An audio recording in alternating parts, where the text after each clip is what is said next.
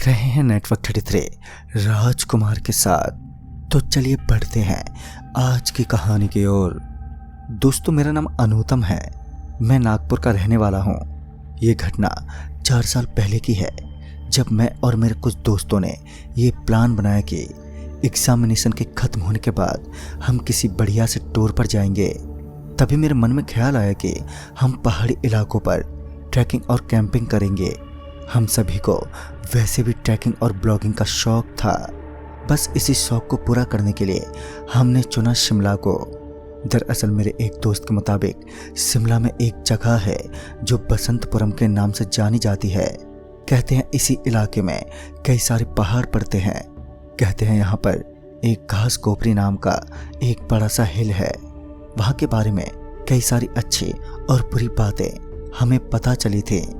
दरअसल वहाँ वो सब कुछ था जो हमें अपने टूर में चाहिए था। ट्रैकिंग के लिए अच्छा माहौल और टेंट के लिए भी बहुत अच्छी जगह थी। पर अब कहते हैं ना, जो चीज़ जैसी दिखती है वैसी होती नहीं। शायद ऐसा ही कुछ हमारे मामले में भी था। खैर, जगह की अच्छी सी जानकारी हासिल करने के बाद हमने तय किया कि हम उसी हिल पर अपना कैंप और टूर करेंगे। वैसे भी उस समय अप्रैल का महीना था, जिस महीने में महाराष्ट्र में वैसे ही बड़ी गर्मी पड़ती है। 15 दिन के इस कैंपिंग प्लान से हम यहाँ की गर्मियों से भी बच जाएंगे और तरोताजा भी हो जाएंगे। मेरे साथ मेरा पूरा एक ग्रुप था। हम टोटल 8 जने थे जो इस टूर पर जाने वाले थे। शनिवार की रात ही हमने सारी पैकिंग और इंस्ट्रूमेंटल चीज़ों को अपने साथ रख लिया। हम निकलने को तैयार थे। अगली सुबह ही मेरे एक दोस्त पंकज की पर्सनल गाड़ी से हम लोग रवाना हो गए शिमला की ओर। लगभग 30 घंटे का सफ़र करने के बाद यानी कि हम अगले दिन शाम के 4 बजे अंबाला नाम की जगह पर पहुंचे। हम शिमला में दाखिल हो चुके थे। वह इलाका उसी पहाड़ के आसपास का था। अब हम सब गाड़ी से उतरकर एक चाय की टपरी पर बैठे चाय पी रहे थे। हमने उसी टपरी के पास मौजूद कुछ आदमियों से बसंतपुरम के बारे में पूछा। हमारे पूछने की बस देरी ही थी कि सभी एकदम से चौंक उठे। वो सब बड़ी दहशत भरी निगाहों से हमारी तरफ घूरे जा रहे थे। मेरे एक दोस्त कौशल ने कहा, अरे चाचा जी, कहाँ खो गए? आप जानते हैं क्या बसंतपुरम के उस हिल डेस्टिनेशन को? थोड़ी देर चुप्पी साधने के बाद उन्होंने कहा, मतलब कि आप सब इतनी दूर से उस भूतिया पहाड़ पर जाने के लिए आए हैं? मैंने तुरंत उनसे पूछा, भूतिया? आपके कहने का मतलब क्या है कि उस पहाड़ पर भूत पिशाच रहते हैं? तो उन्होंने कहा, बिल्कुल सही पकड़ा आपने। वो पहाड़ भूतों का इलाका माना जाता है, इसीलिए तो वो एक टूर प्लेस से खंडर में तब्दील हो चुका है। पंकज हंसते हुए बोला, पर ऐसा क्यों? कुछ समय पहले तक तो बड़ी जानी मानी जगह थी जहाँ आए दिन लोग ट्रैकिंग करने आया करते थे। फिर अचानक ये जगह भूतिया कैसे बन गई? तो चाचा जी बोले, अब तो सबका अपना अपना नज़रिया है उस बारे में। वहाँ के आसपास के लोगों का कहना है कि बीते साल वहाँ एक बड़ा सा कोई नाइट वॉर्म ओकेजन था। काफ़ी सारे लोग वहाँ पर जुटे थे। वहाँ पर लोगों को एक पुतले पर आग से जलती हुई तीर को निशाना लगाना था। जिसका निशाना सटीक बैठता था उसे पैसे मिलते थे। पहले पैसे लगाने पड़ते थे और एक गट के विजेता को इनाम राशि मिलती थी और अगली बार के लिए फ्री टिकट। इसी बीच ये सवा 2 बजे तक चली। रात के 2 बजे तक सबका खाना पीना, धूमधाम मस्ती सब कुछ हो चुका था। अब बारी थी कि सभी को अपने अपने टेंट में जाकर सोने की। इसलिए सब लोग फिर अपने लाए गए टेंट में सोने चले गए। देर रात 2:30 बजे सबकी नींद टूट गई, बहुत ज़्यादा गर्मी की वजह से, जहाँ उनका पूरा बदन गर्मी से तप रहा था। इसी वजह से सब लोग जब वहाँ से बाहर निकले तो उन सभी ने पाया कि बहुत सारे पुतलों में आग लग चुकी है और अब वो धीरे धीरे दूसरे टेंट में भी आग पकड़ रहे थे। इसी बीच धड़पड़ी और लापरवाही के चलते काफ़ी लोग उस आग की चपेट में आ गए। जब तक कि कोई सुरक्षा टीम वहां पर पहुंचती, उससे पहले ही आग की लहर काफ़ी तेज़ हो चुकी थी। इसी वजह से काफ़ी कुछ जलकर खाक हो गया। बस इसी के बाद से वहाँ के बारे में तरह तरह की बातें बताई जाती हैं। कोई कहता है कि वो जगह अब बस भूतों का इलाका बनकर रह गया है। अब जितनी मुँह उतनी बातें। उसके बाद से जो भी पहाड़ पर रुका वो मौत के घाट उतर गया। ज़्यादातर मौक़ों पर जो खुशकिस्मत लोग होते हैं वो खुद को बचाने में सफल रहते हैं। उन्हीं भटकती रूहों की कमज़ोरी है आग, क्योंकि आग से वो काफ़ी हद तक खौफ खाते हैं। इसलिए अगर आप अपनी मनमर्जी कर वहाँ पर चले भी गए तो आग का इस्तेमाल जरूर कर लेना, शायद आपकी जान बच जाए। उनकी सारी बातें सुनने के बाद हमारे ग्रुप के कुछ लोग सीरियस हुए तो वहीं कुछ इसे एक टारगेट और ट्विस्ट की तरह देखने लगे। मेरा दोस्त पंकज वहाँ से उठा और मुस्कुराते हुए बोला, देखो यार, जिस चीज़ की हमें तलाश थी वो तो हमें मिल ही गई। हम यही तो चाहते थे कि हमें कैंपिंग के दौरान सस्पेंटिक सा माहौल मिले। बस तो देर किस बात की, चलो जल्दी निकलते हैं क्योंकि कल ट्रैकिंग भी तो करनी है। शाम का समय था और हम सब थके भी थे। इसी कारण किसी में अब इतनी ताकत तो नहीं थी कि पहाड़ पर चढ़ सके। इसी कारण उस रात के लिए हमने एक छोटा सा लॉज चुना और वहीं पर रात बिताई। अगली सुबह अच्छी तरह फ्रेश हो जाने के बाद हम सब अपने साथ लाए सामान को लिए निकल गए शिमला के उसी पहाड़ की ओर। हम बताए गए डायरेक्शन पर ही सफ़र कर रहे थे। हम लोग कुछ दूर आगे पहुंचे तो देखा कि एक खाली खाली सा इलाका है। वो इलाका बड़ा ही खंडर जैसा प्रतीत हो रहा था। हम लोगों को इससे क्या फर्क पड़ता, हम अपने ही धुन में आगे बढ़े जा रहे थे। तभी कुछ दूर आगे जाने के बाद हमने देखा सामने की तरफ एक बोर्ड लगा था। उस बोर्ड पर एक क्रॉस का निशान था और संकेत यह था कि यात्री यहाँ से लगभग 5 किलोमीटर तक के दायरे में टेंट ना बांधें और साथ ही आग से जुड़ी किसी भी वस्तु को अपने साथ ना ले जाएं। बड़ी अजीब अजीब सी सूचना वहाँ से दी गई थी। हम लोग बहुत ही ज़्यादा हैरान हुए। वहाँ लिखी सूचना ही इतनी अजीब थी। साथ ही हमने उस बोर्ड के अंतिम पंक्ति को देखा तो हमारे होश ही उड़ गए।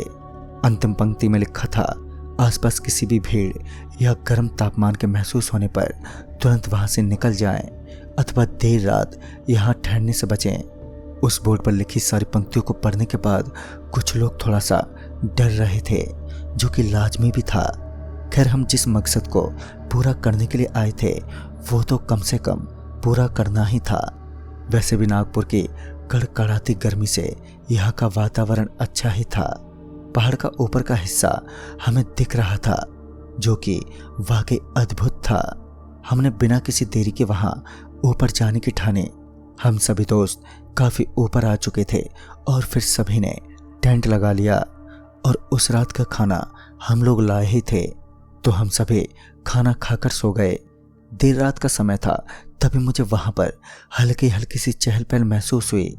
ऐसा लग रहा था जैसे कुछ लोग टेंट के बाहर गुजर रहे हैं।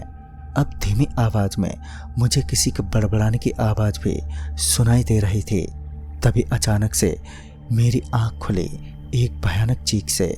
वो चीख इतनी दर्दनाक थी कि मैं आपको बता भी नहीं सकता। ऐसा ही लग रहा था जैसे कोई शख्स बहुत दर्द में करा रहा हो। उस चीख को सुनने के बाद जैसे ही मेरी आंख खुली कि वो चीख भी जैसे एकदम से लुप्त हो गई। मुझे उस समय ऐसा लगा जैसे ही मेरा कोई सपना हो, क्योंकि नींद से जागने के बाद सब कुछ अचानक जैसे गायब हो गया था।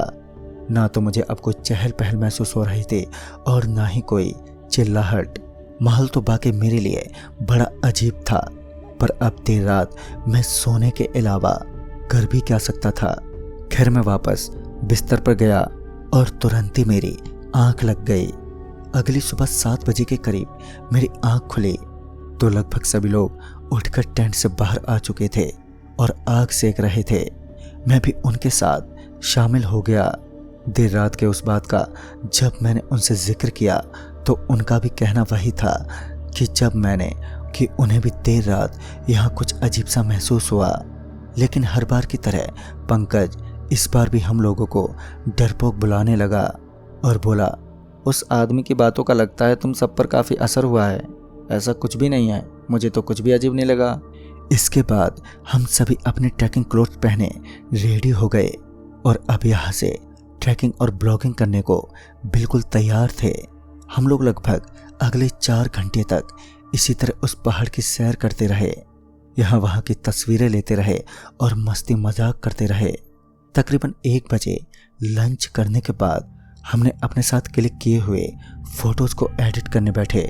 तब हमें कुछ फोटोज़ में कुछ बड़ा अलग सा लगा।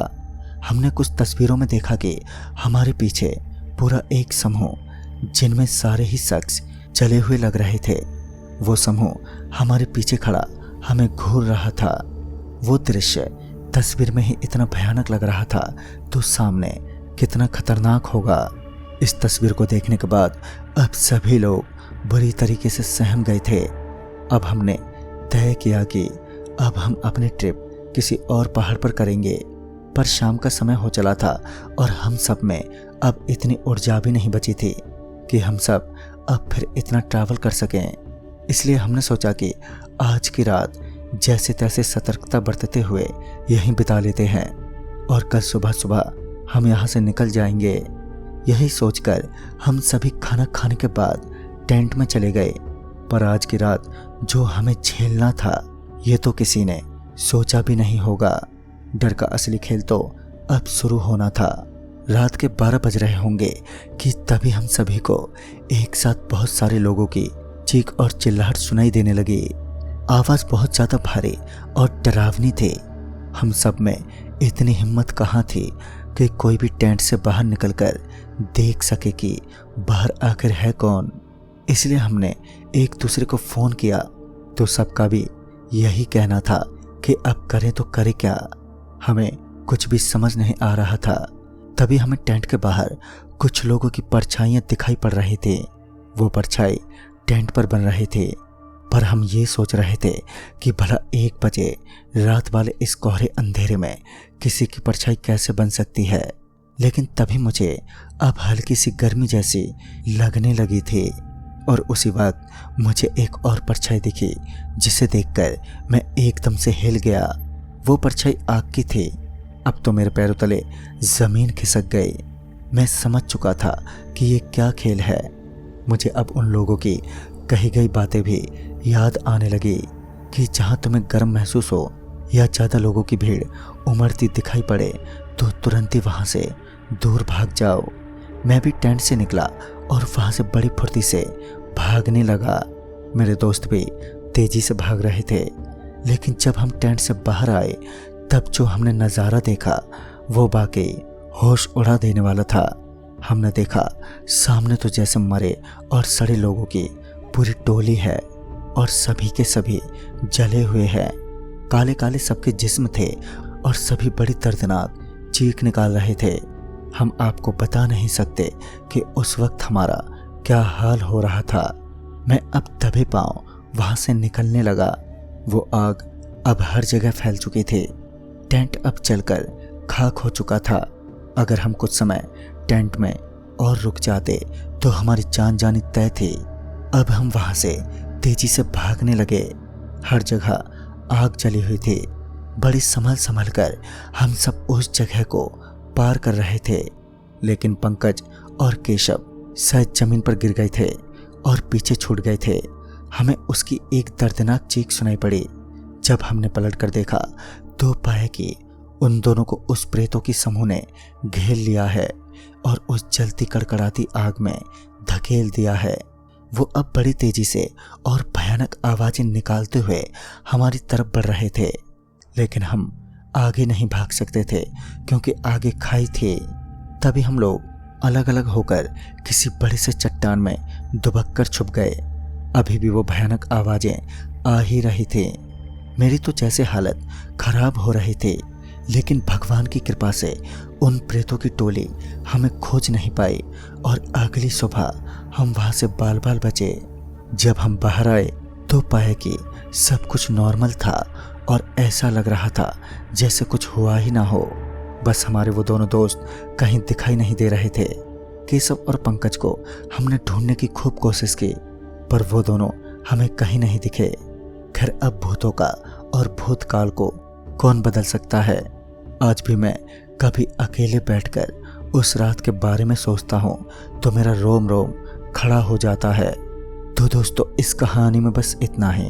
तब तक के लिए बाय एंड टेक केयर।